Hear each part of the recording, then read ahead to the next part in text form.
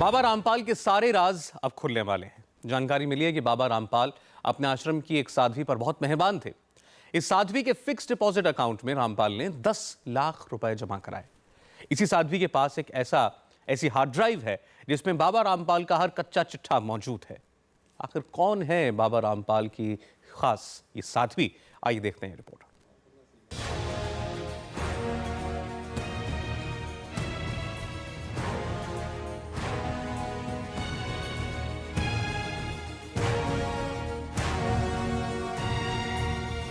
बाबा रामपाल की अय्याशी के राज।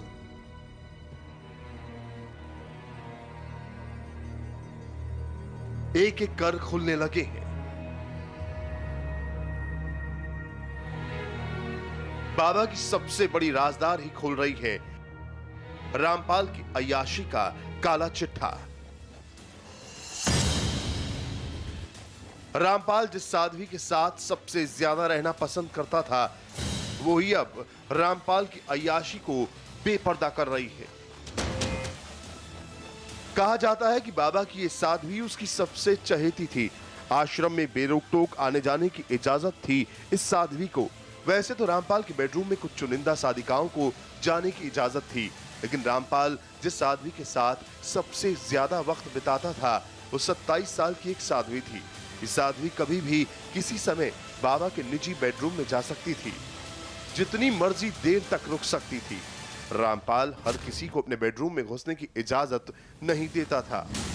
जानकारी मिली है कि रामपाल की ये चहेती साध्वी रामपाल के बेटे के रूम में रहती थी। रामपाल और उसके बेटे से साध्वी की नजदीकी से पता चलता है कि साध्वी के पास काफी ताकत आ गई थी, ऐसी ताकत जो बाबा रामपाल की किसी दूसरी साध्वी के पास नहीं थी।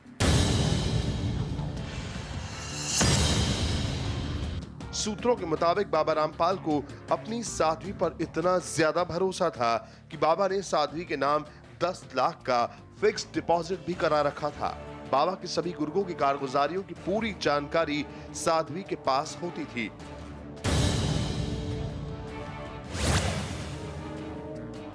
साध्वी ने सारी जानकारी अपने लैपटॉप, मोबाइल फोन और हार्ड डिस्क में छुपा कर रखी थी। जानकारी के मुताबिक साइबर एक्सपर्ट की एक विशेष टीम साध्वी के laptop, 6 mobile phone, 10 hard disk, 17 CD, 3 telephone diary और 5 फाइलों की जांच कर रही है। आपको बता दें कि इसी साध्वी ने सतलोक आश्रम के कंप्यूटरों से हार्ड डिस्क हटा दिए थे और उन्हें नष्ट करने के बारे में सोच रही थी। पुलिस सूत्रों के मुताबिक रामपाल की इस चहेती के पास बाबा और बाबा के सबसे खास शख्स जो उसके पिता भी हैं कि हर काले कारनामे की जानकारी रहती थी। बाबा के इस खास राजदार को मालूम होता था कि किस समय क्या होने वाला है।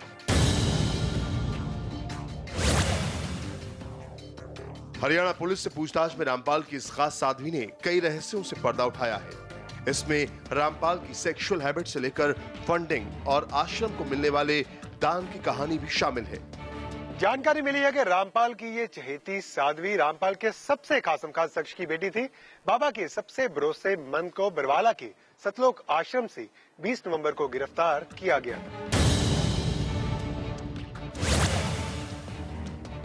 पुलिस से पूछताछ में इस साध्वी ने बताया कि उसके पास सारी साधिकाओं की जानकारी होती थी।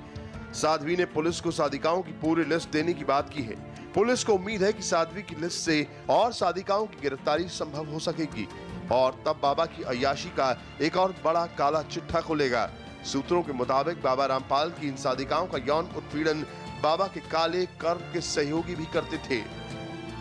जानकारी मिली है कि साधिकाओं में से ज्यादातर मध्य प्रदेश और छत्तीसगढ़ से ताल्लुक रखती हैं। स्वर्ग में जाने की क्या कीमत हो सकती है? बाबा रामपाल के मुताबिक कीमत थी 1 लाख रुपए। रामपाल ने स्वर्ग भेजने के नाम पर भक्तों से खूब पैसे ऐंठे। भक्तों को स्वर्ग भेजने का झूठा प्रलोभन देता था। भक्त स्वर्ग जाने के लालच में 1 लाख रुपए देने के लिए आसानी से राजी हो जाया करते थे। बाबा रामपाल ने इसी चाल से ये अकूत संपदा, ये दौलत इकट्ठा की। बाबा रामपाल की तिलिस्मी दुनिया। सतलोक आश्रम में अय्याशी की दुनिया। रामपाल के तहखानों में था अय्याशी का बंदोबस्त। रामपाल के बदन पर होता था डिजाइनर जैकेट। आंखों पर महंगे गॉगल्स और लग्जरी गाड़ियों का शौक, लेकिन आश्रम में मिलते थे अय्याशी के सबूत। आपत्तिजनक चीजें, प्रेगनेंसी टेस्ट किट और अश्लील किताबें। बाबा रामपाल ने अपने आश्रम में अय्याशी का पूरा ठिकाना बना रखा था। पुलिस को रामपाल के कमरे से प्रेगनेंसी किट के साथ साथ शक्तिवर्धक दवाइयां मिली थी। सवाल है कि आखिर बाबा रामपाल के बेडरूम में कहां से आई प्रेगनेंसी किट और शक्तिवर्धक दवाएं? रामपाल ने अकूत दौलत इकट्ठी की थी। बाबा रामपाल का आश्रम ही भक्तों से मोटी रकम ऐंठने का जरिया बना हुआ था। रामपाल भक्तों को स्वर्ग भेजने का सब्ज़बाग दिखाकर स्पेशल पूजा करने के लिए कहता था। बाबा रामपाल की स्पेशल पूजा में भक्तों को स्वर्ग भेजने का भरोसा दिलवाया जाता था। भक्तों से ज्यादा पैसे ऐंठने के लिए बाबा रामपाल का दावा था कि अगर स्वर्ग में सीट पक्की करनी है तो 1 लाख रुपए देने होंगे। भक्तों को स्वर्ग भेजने के लिए इस तरह की स्पेशल पूजा हर 15 दिन पर करवाई जाती थी। इसमें बाबा के 2000 से 3000 भक्त भाग लेते थे। पूजा में भाग लेने के लिए हर भक्त से 9000 रुपए वसूले जाते थे। अब आप खुद अंदाजा लगा सकते हैं कि हर 15 दिन में होने वाली स्वर्ग की इस खास पूजा से बाबा रामपाल ने कितनी दौलत इकट्ठी कर ली होगी। बाबा रामपाल अपनी अय्याशी के लिए पैसे भक्तों को बेवकूफ बनाकर इकट्ठा करता था। वो भक्तों के लिए स्पेशल पूजा का आयोजन करवाता था। पूजा के आयोजन के लिए रामपाल भक्तों को कहता था कि इस खास पूजा से उनके सारे दुख तकलीफ दूर हो जाएंगे।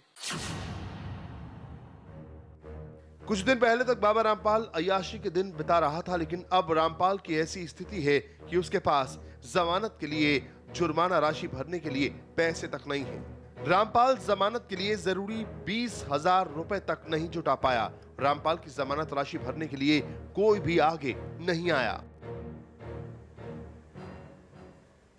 रामपाल की गिरफ्तारी के बाद उसके राज अब दुनिया के सामने आ रहे हैं। भक्तों को अपने भ्रम के जाल में बांधने की कला रामपाल बहुत अच्छी तरह से जानता था।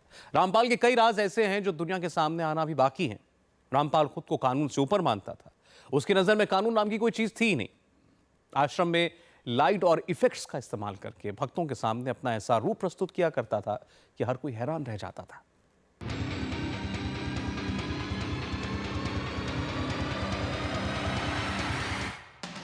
रामपाल की फरेब की इस दुनिया से अभी कई राज सामने आएंगे, लेकिन अभी तक जो बातें सामने आई हैं वो अपने आप में हैरान करने वाली हैं। रामपाल का जादू अपने भक्तों पर कुछ इस कदर था कि भक्त रामपाल पर अंधा विश्वास करते थे। कहते हैं कि रामपाल के भक्त उसे दूध से नहलाते थे, फिर उस दूध से खीर बनती थी। उस खीर को प्रसाद के तौर पर बांटा जाता था। रामपाल ने ये भ्रम फैला रखा था कि इस खीर को जो खाता है उसे मोक्ष प्राप्त हो जाता है और इसके साथ ही इससे लाइलाज बीमारियों का इलाज भी होता है। पाखंड की ये राज उन तमाम भक्तों ने खोले हैं जो इस आश्रम के चंगुल से छूट करके बाहर निकले हैं। सतलोक आश्रम के बाहर जो हंगामा रामपाल के गुंडों ने किया, कानून के खिलाफ जो लड़ाई रामपाल ने लड़ी, इसका पाठ भी रामपाल की इसी लंका में पढ़ाया जाता था। सतलोक आश्रम में कानून की अवमानना का पाठ पढ़ाया जाता था। रामपाल खुद को कानून से ऊपर मानता था। उसकी नजर में कानून नाम की कोई चीज नहीं थी।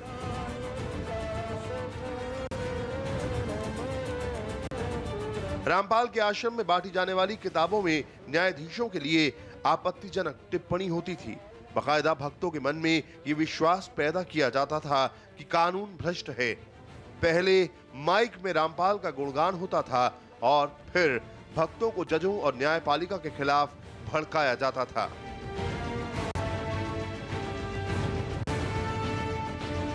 ये पाठ पढ़ाया जाता था कि रामपाल के साथ कानून गलत कर रहा है। भक्तों के बीच रामपाल हमेशा चमत्कारी चरित्र पेश करता था। वो नए नए करतब दिखाया करता था। आश्रम में लाइट और इफेक्ट्स का जबरदस्त प्रयोग किया जाता था।